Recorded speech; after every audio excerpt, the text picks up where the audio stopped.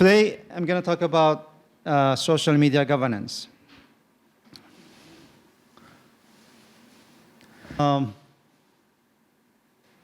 The internet. Why are we so focused on internet that we have a school every year to gather all of you? What's so special about the internet? A prominent economist said probably a washing machine, laundry washing machine has contributed more to the civilization than the internet. But there's no washing machine, there's no school of a washing machine every year. But we have a school of internet governance, and United Nations has encouraged countries around the world, regions around the world to hold internet governance forum. Why do we focus so much on the internet? What's so special about internet as a technology? I think it comes from the fact that internet can be a great equalizer and liberator. So that how by giving people, all people, by giving all people, including powerless individuals and groups, power of mass communication. What do we mean by power of mass communication? What is a typical mode of mass communication? Television, newspaper. Now, to get your message out to a large number of people, i.e. mass communication, to engage in mass communication, not just consume mass communication, but become a producer in mass communication. In the past, you had to go on TV. You had to be on newspaper. But the internet allowed even one person to get his or her message out to the whole world. As long as there are people willing to listen, as long as people who are willing to click your link and download your HTML content on their devices. Okay, given that that is the civilizational, given that that is the epic significance of the internet, what structure do you think allows all the people talking to one another without having to get permission from gatekeepers like television or newspaper? What makes that possible? Star, or the one in the middle, or the ring? Which one? I mean, fully connected, right? But to achieve full connectivity, how many connections do you have to make? How many wires do you have to have? So let's say there are 6 people in the whole world, and they want to talk to one another freely, right? How many connections? Right. You did this in your high school mathematics. So it's n times n minus 1 divided by 2. People who follow World Cup soccer will know in the before the tournament, like if there are 5 teams in one league, like how many games there have to be for each team to contest with another, right? So 15. So just to connect 6 people together, you need 15 connections. How many connections do you think you will need to connect 1 billion people? 1 billion times 1 billion minus 1 divided by 2, which is just too expensive. You just cannot directly connect all the people to make this civilizational significance of the internet. So what's the invention? I mean, what's the invention that has not been patented, fortunately, The invention is that we will crowdsource. We'll crowdsource the delivery of messages. What we mean by crowdsourcing is that each person will not only be sender or receiver of messages, but will be deliverer of other people's messages. So that's why all the packets on the internet have source address and destination address. And each of the nodes not just wants to send or receive messages, but wants to deliver messages that other people want to send to yet other people, right?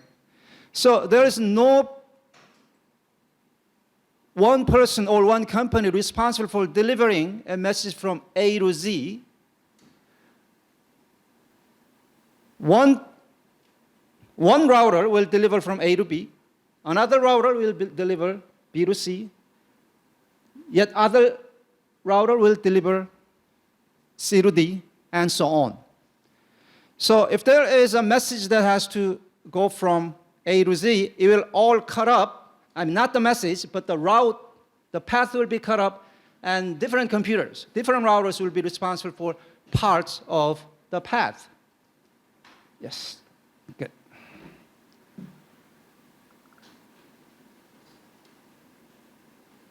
That way, you can achieve full connectivity without the fully connected structure in the middle. You can create the same structure, you can achieve the same connectivity even using the ring structure, as long as each of the 6 people commits to the promise of delivering other people's messages. And how many connections do you need to connect 6 people? Just 6, not 15. So to connect 1 billion people, you don't need 1 billion times 1 billion times, or 1 billion times 1 billion. You just need 1 billion connections, if there is no redundancy. Of course, I mean, in reality, there are more connections. So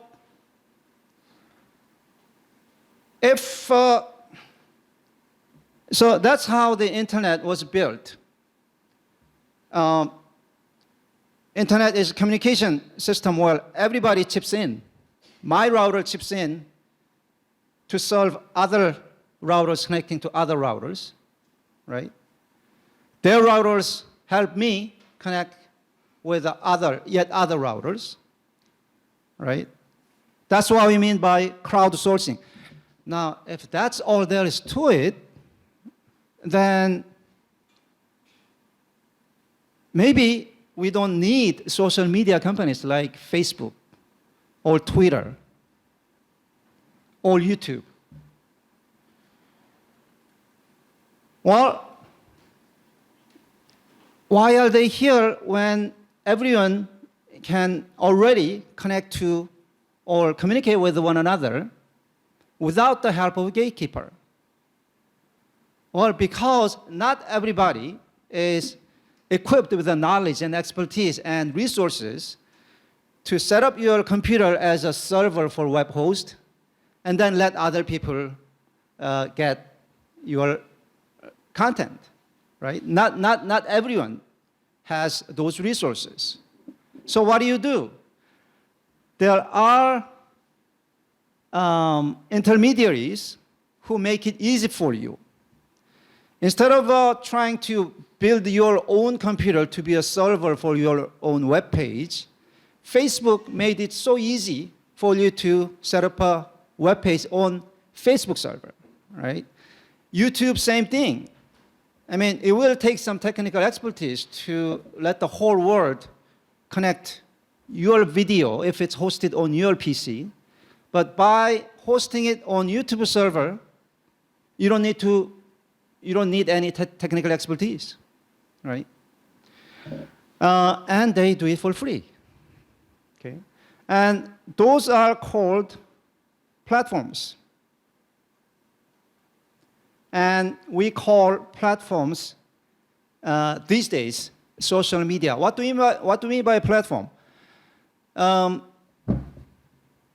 of these computers, one of the computer becomes the platform for other people's messages, so that instead of this one instead of him connecting directly with the other one, both computers host their contents over here, and they connect here, right? So, oops. So the exchange takes place at one of the computers, not directly, all right?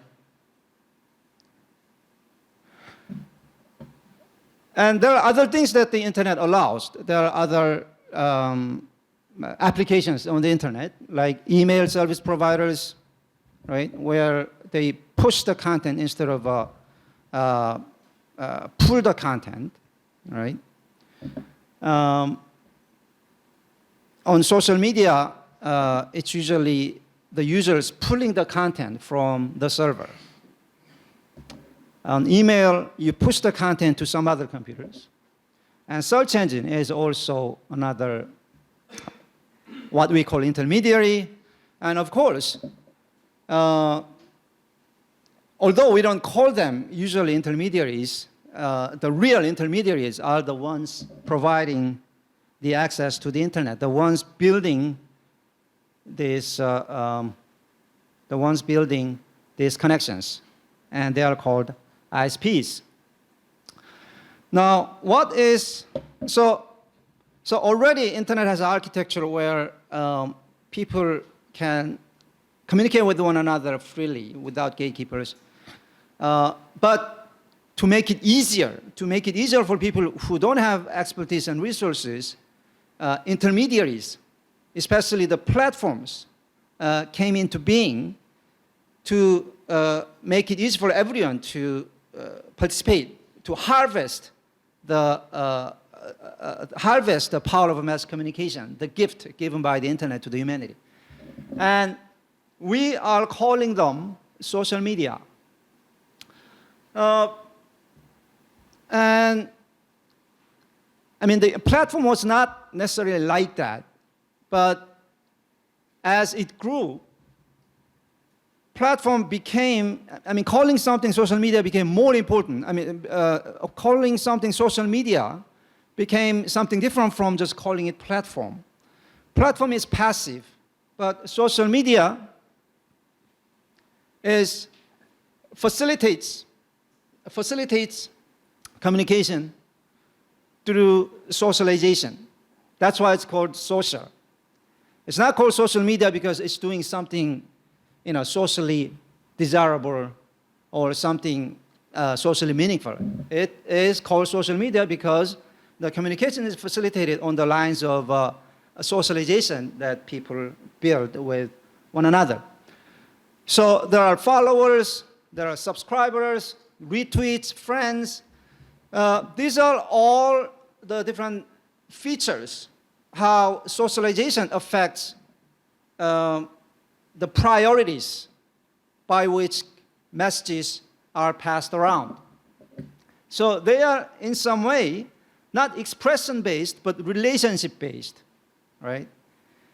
Because the platforms are now becoming, most platforms are becoming more successful as a social media, and they all have automated timeline curating. And then in the order of curation, people with friends with one another are forced to, in a way, review one another's messages rather than people who are not friends with one another. And that creates this tendency that similar people share content among themselves. And that creates what the communication experts call echo chamber and filter bubble. This is the phenomena where people end up hearing the echoes of what they think because they make friends with people who think alike. So they already have tendencies to agree with you already.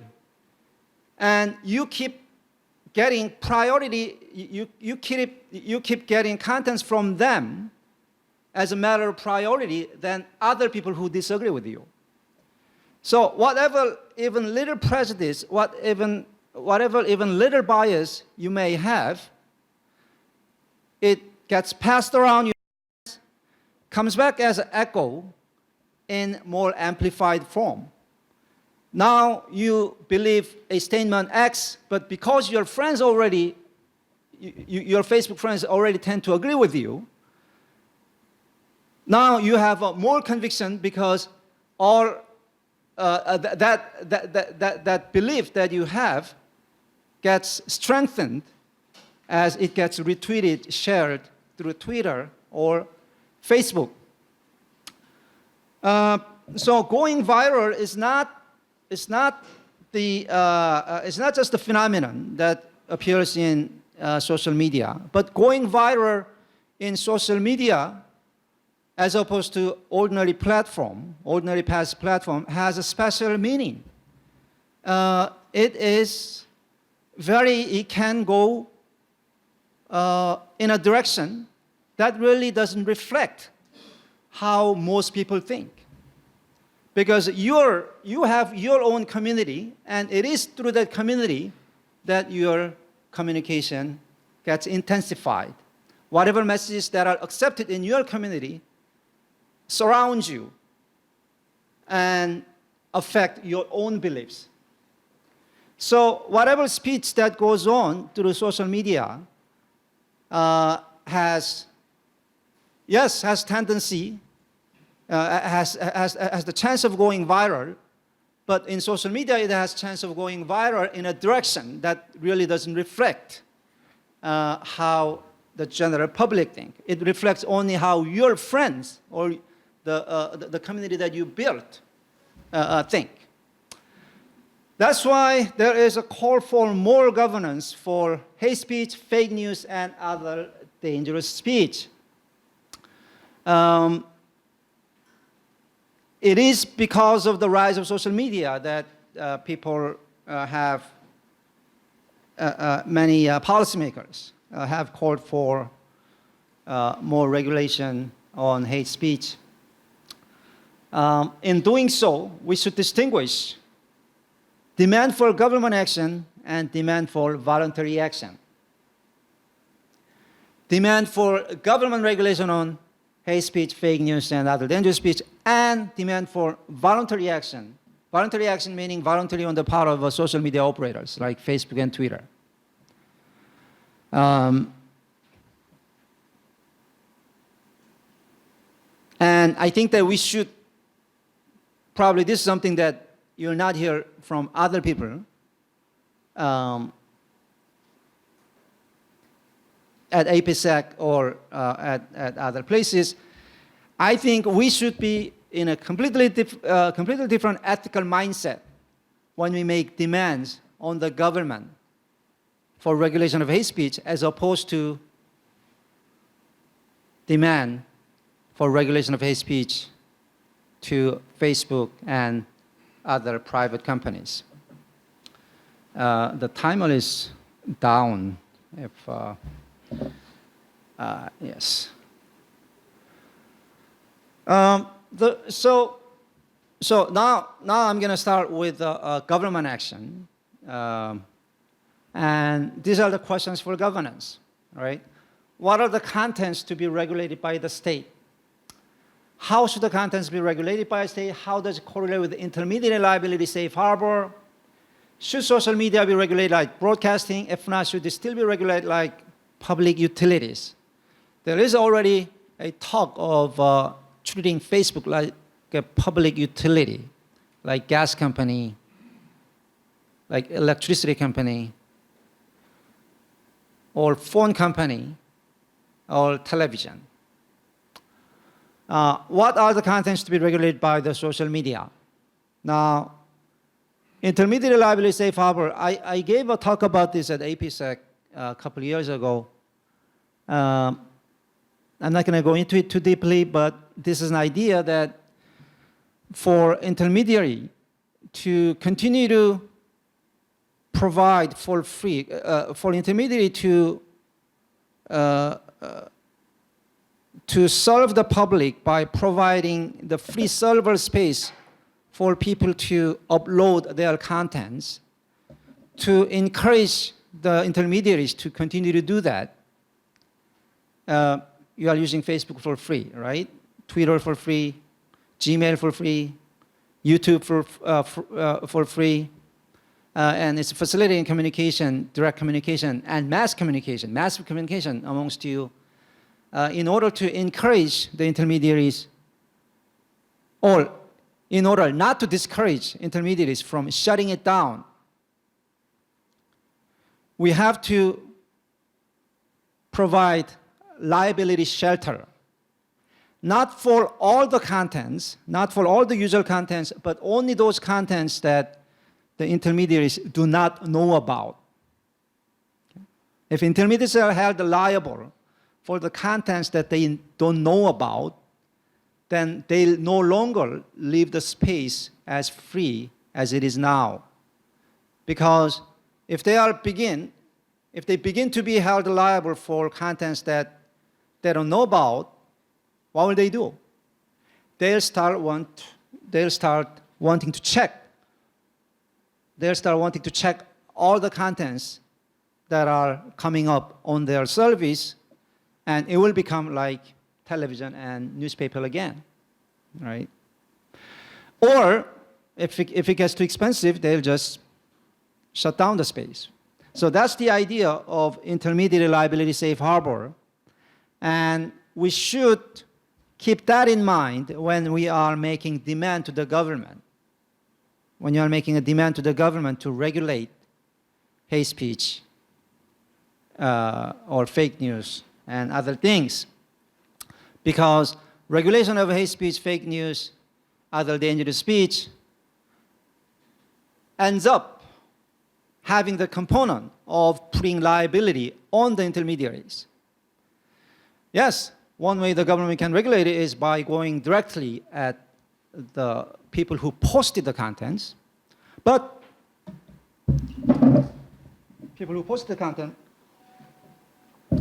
but as Germany and Australia, after the Christchurch incident shows, the governments want to take the easy way out of, instead of tracking down the people who posted things, but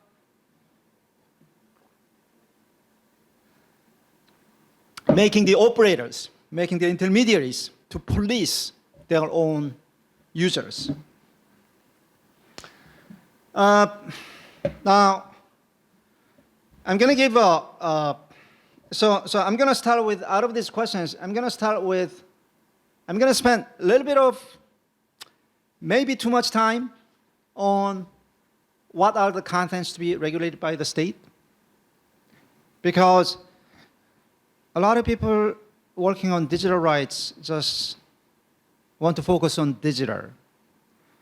But they end up losing the sight of rights. What rights people have in communicating with one another.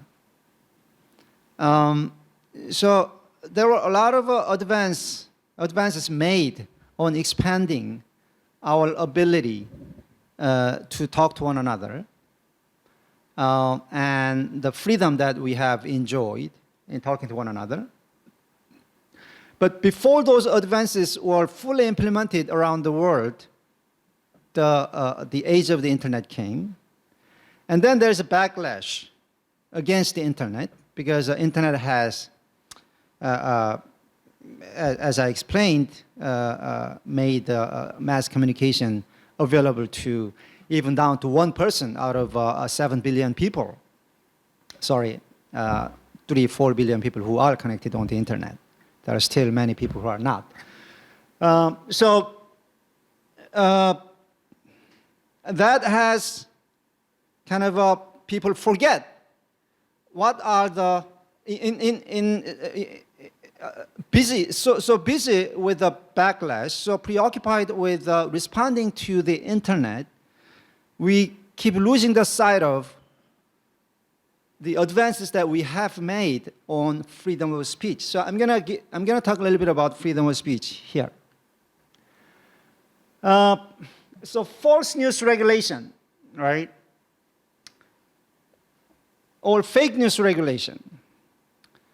I mean, earlier, the term fake news became a thing, came into vogue right after Trump election into the U.S. presidency.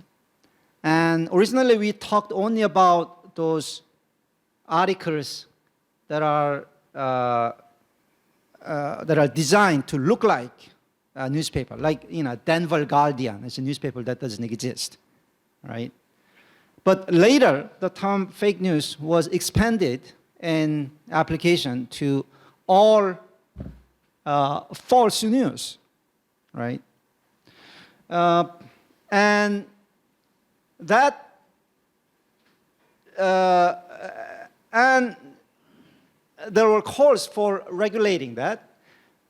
But on false news regulation or fake news regulation, the international human rights communities have already come to their verdict after many, many years, after many decades of dealing with what we call false news crimes. So because speech, the idea is that because speech is intellective, it causes effect only through processing of the receivers. So, killing somebody is different from telling someone to kill somebody, because whether I achieve the purpose, whether I can achieve the purpose will depend on how my message is received by the person who hears my message. So the harms caused cannot be attributed solely to the speaker or to the content, because they are always mediated. They're mediated to the person who hears my message. So only speech likely to cause specific harms can be regulated, and that thinking has percolated as American clear present danger test or European necessary for democratic society test. So if you look at regulations that punish speech for being simply false, these are, not just that. I mean, having said that only speech likely to cause specific harms can be regulated, these are the speech regulations: defamations, fraud, copyright, bomb hawks, perjury, forgery, child pornography. Obscenity, I think, is a big exception, but I don't have time to talk about that. Hate speech regulation. But even in hate speech regulation, you should think whether majorities hate speech on whether minorities hate speech, right?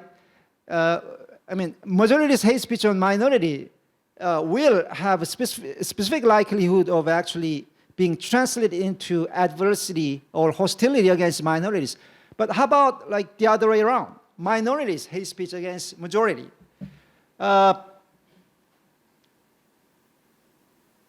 Excuse my language, but Jews in World War II calling Nazis fucking Nazis, right? Should that be considered hate speech, right? So these are, over the decades, the speech regulations that international human rights communities have accepted as permissible. But how about false news regulation or fake news regulation? There's no specific harm anticipated from fake news. So it's not really consistent with the human rights. So fake news, false news crime or fake news regulation is not really consistent with human rights or many constitutions around the world protecting freedom of speech. The truth of the matter is that fake news regulation or false news regulation has the history of being abused by authoritarian governments for suppressing truthful, dissident messages and people. I have the experience. I mean, one of the reasons that I'm invited on this panel being formed in London is because I represented this internet pundit in Korea who was very critical of exchange rate policies of South Korean government favoring big companies like Samsung and Hyundai, big exporters. And he has been indicted for spreading false news because he exaggerated a little bit on how the government manipulation of exchange rates was propagated through the financial sector. But overall, it was a truthful critic. And yet, he was violently arrested and suppressed, and his speech suppressed. I represented him in criminal court. We got him acquitted of all the charges. And we also filed a constitutional challenge against the fake news law, and we got that struck down as unconstitutional. This was 2010. This was before the Trump election, before the fake news regulation, before the calls for fake news regulation came, but that's what happened. I mean, I don't know whether we would have obtained the same result if we would obtain the same result if it happened after the Trump election, but at least what we did was consistent with the history of decades history of human rights communities. Interesting episode during the trial for this internet pundit was I told you that the international human rights communities have just decided on the viability of fake news many decades ago, and one of them was Supreme Court of Zimbabwe. Supreme Court of Zimbabwe, even under the ironclad dictatorship of Mugabe for decades, struck down its own fake news law. And this was 2000. So this was 10 years before our trial in Korea. So I testified as an expert there, and I got up and said, oh, the Supreme Court of Zimbabwe have struck down a law. And our Korean prosecutor got up like all red in his face, and he was going, how dare you compare our country to Zimbabwe, right? The audience just erupted in laughter. The judge had to call people in order because it was just comical that, it was so ironic. It was so ironical because it was the South Korean prosecutors who were doing the same thing as the prosecutors and police of the authoritarian Zimbabwean government. And there are other, so that's the Korean case, 2010. The internet pundit's ID was Minerva. That's the Zimbabwe case, Chabanduka and Choto. These are the reporters who are being charged. Zunder, again, Canadian court back in 1992 struck this down. So how do you fight false news? How do you fight falsity then? Well, media consumer literacy, letting people learn how to distinguish facts from opinions, and letting people learn how to distinguish facts from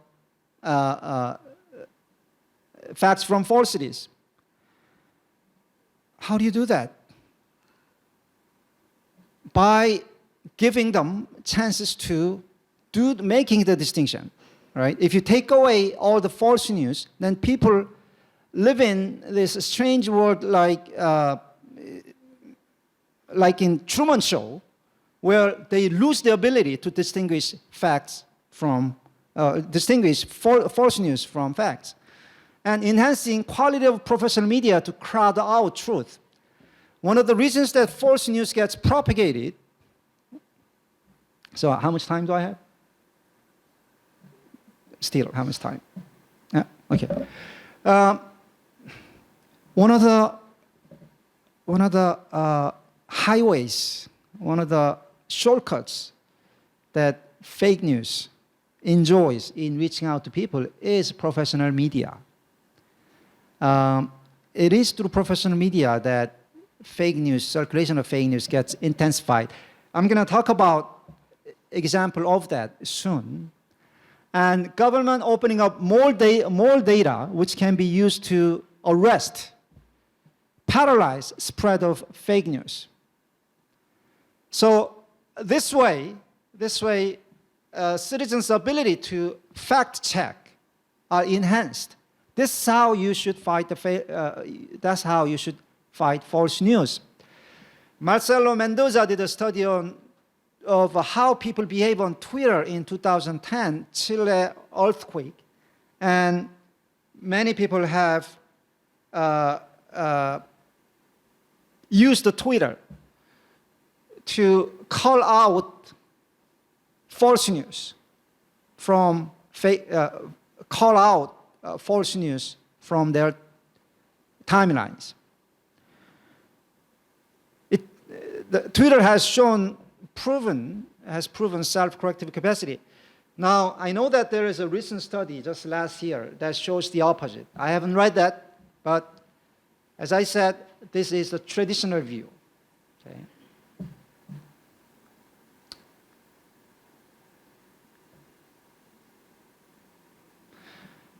This traditional view was shaken in 2016 when Trump got elected. The main source of this earthquake on this fake news jurisprudence came from BuzzFeed, 2 articles from BuzzFeed. One article has shown that fake news has gone viral beyond real news. So there was a fake news, an article dressed up like a legitimate newspaper article saying Pope endorsed Trump during the presidential election. And it got many, many tweets and shares in Facebook and Twitter, and more than real news, right? That happened. And also, the other BuzzFeed article showed that 40% of Trump voters believed that Democratic National Party, DNC, was running a child sex ring. And 36% of people who voted for Trump believe that Obama was born in Kenya, meaning not qualified for presidency. Okay? Now, those 2 articles from BuzzFeed really show to the world that how fake news could change the world history by helping Trump get elected. But what people don't know is that what people failed to distinguish was that what really affected election was the DNC sex slave ring story and Obama's Kenyan birth story. Now, these 2 stories did not come from the internet, did not come from the users. It came from politicians. Obama's Kenyan birth, it was perpetrated by Trump himself. And the mainstream media kept covering it. And it is the mainstream media that really propagated the fake news that may have affected the election. So,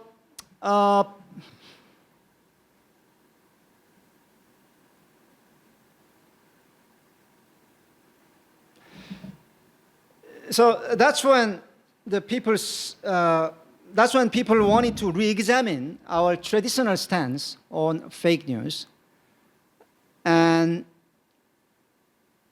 I think that we should really rethink that rethinking. We should really think about where fake news came from and how that has, whether it is worthy of regulation in a way that human rights communities for decades have resisted.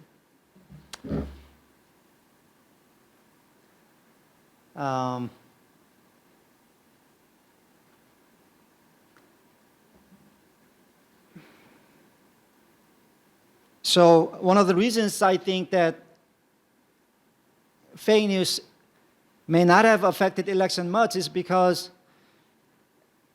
an article dressed up like a newspaper article, right? A posting dressed up like a newspaper article saying Pope has endorsed Trump. Yes, it has received many retweets and many shares, but does it mean that people retweeting and sharing actually believe the contents of the article, right?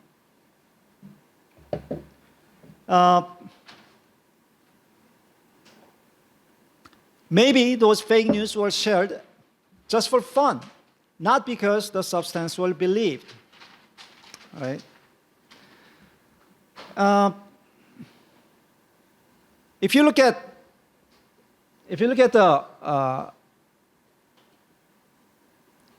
how the fake news is dressed up, it doesn't look very much different from the red tops. What are the red tops?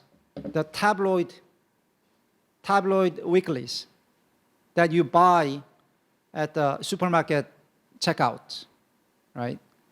And they have these crazy stories about aliens and they are not much distinguishable. They are not so much different from. So those fake news sites are not that much from tabloids, but nobody says tabloids have affected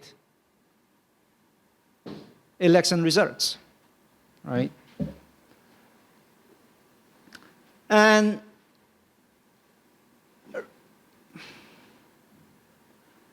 another issue that I told you that these are the kind of standard answers, standard responses to the call for government regulation on fake news, right? Instead of government regulation, we have to do media consumer literacy. We have to enhance quality of professional media like television and newspaper. And government should open up more data so citizens can do the fact-checking themselves. Now, if you look at the third one, we still have a long way to go in promoting truth, not to mention regulating falsity. There are truth defamation laws, and they make it difficult to fight false news because when you say something truthful, you can still be held liable. And out of 30 also major countries, Norway, Netherlands, Denmark, India, Brazil, Swiss, Israel, Japan, Korea, these are countries where truth defamation laws still exist in books. Yes, countries vary in how often truthful statements are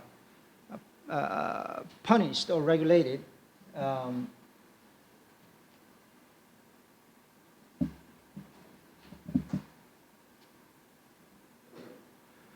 But they do have them in books. So I think that we have more to do with abolishing defamation laws, especially criminal defamation laws that have been used by the governments in enhancing their own agenda. UK abolished criminal defamation. Kenya, Zimbabwe, South Africa, they are following suit. UN Human Rights Committee in 2015 November, truth should be truth should be an absolute defense to defamation. That conclusion, that recommendation was given to Korea, which still have truth defamation law. I'm not going to get into right to be forgotten now. So fake news is one kind of a reason for regulating speech proposed by some people. Another category is hate speech. Hate speech is not hateful speech. It's not speech that you find hateful. Hate speech was first defined in 1948 Universal Declaration of Human Rights. Speech inciting violence and discrimination against race, religion, nationality. And that provision got into Universal Declaration of Human Rights because of people's horror on what Nazis did in World War II. Having said that, what are the issues with hate speech? As I said, how about hate speech against the majority as a ruling majority, which really doesn't have much chance, of really translating into adverse physical action. Now, is a mental distress part of physical effect, meaning should mental distress of the person being targeted be sufficient justification for suppressing speech? Now, these are valid questions because more and more people's psychological life has become more important than physical. And if people are subdued into silence by hate speech because they belong to minority communities and they fear retaliation in responding to hate speech, then maybe mental distress should be part of the physical effect. Okay, not going to go into that. So these are the controversies on hate speech. Is verbal discrimination enough or words inciting discrimination?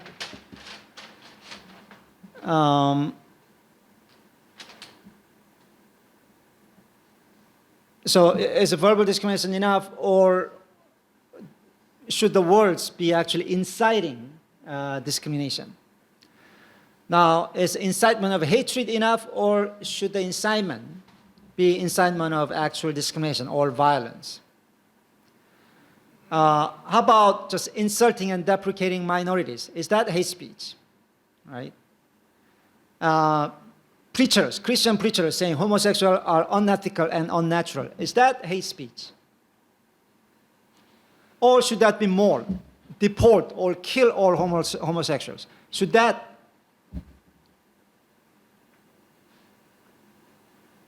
only that be hate speech as opposed to the previous statement? Second controversy, how about speech against majority? We covered that.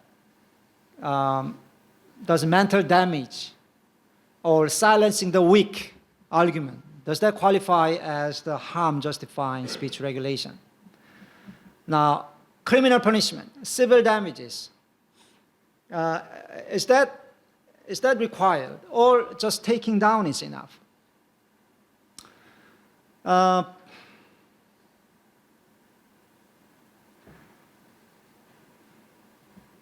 Now, I talked about the traditional view and talked about how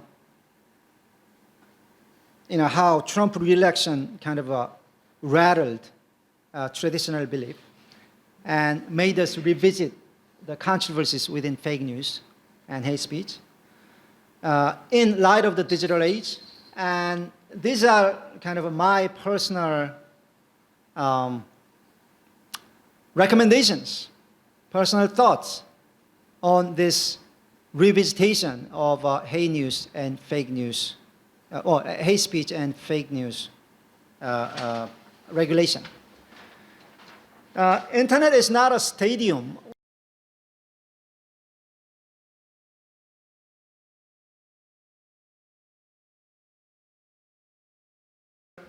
when you put something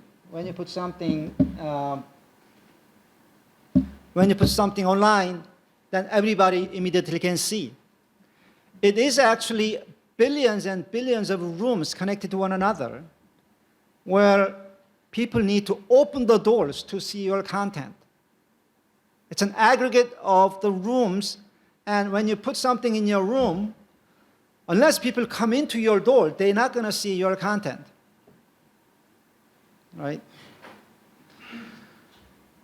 There was about 8 years ago, there was a right-wing pastor in North Carolina burned Quran as part of his weekly sermon.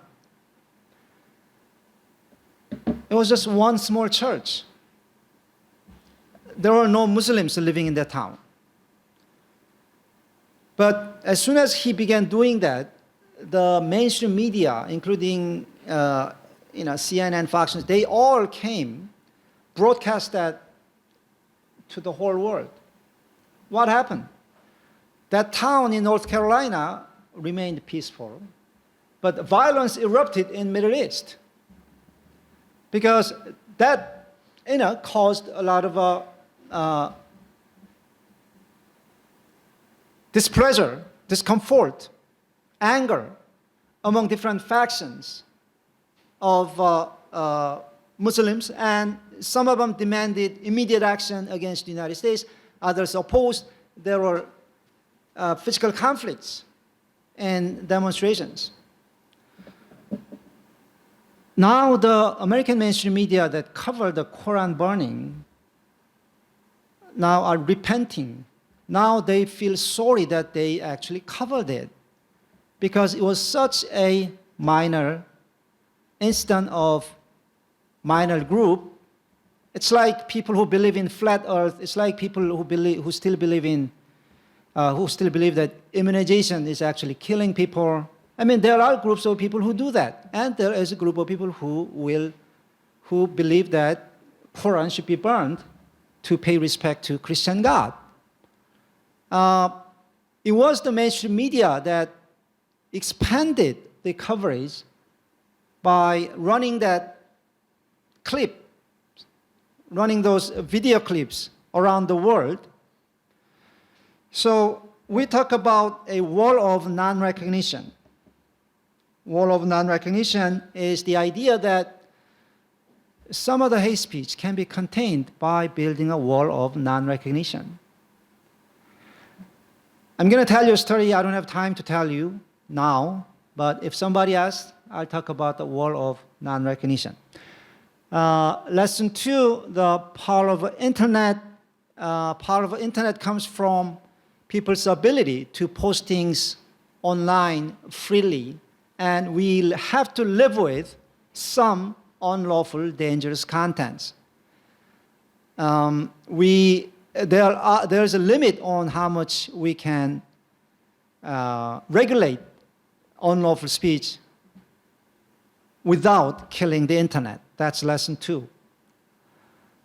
Lesson 3, lesson 3 is the internet is casual communication that allows people to let steam off. Internet is something that we are stuck with. Okay? For loss of better words, we are stuck with the internet, and it's not going to go away. And the way we communicate with one another is going to remain this way. We'll just have to learn how to live with the internet. There have been different proposals for regulating social media, imposing some sort of neutrality on the platforms like broadcasting does, has been suggested as one way. And platform-specific laws like Germany in 2017 and Australia in 2019, these countries have proposed to hold platforms liable unless they take down fake news or hate speech within like 24 hours, 48 hours. And I'm going to go into why that will actually backfire. General torts liability this is one area that has not been really tapped into. And this is where my research is right now, how general torts liability can be used. And mandatory identity verification, like internet real name law, is being toyed with again to my distress, because I had a hand in striking down Korea's internet real name law. But in the wake of this fake news, hate speech regulation discussion, people are demanding internet return of the real name law. So that's what I have for you.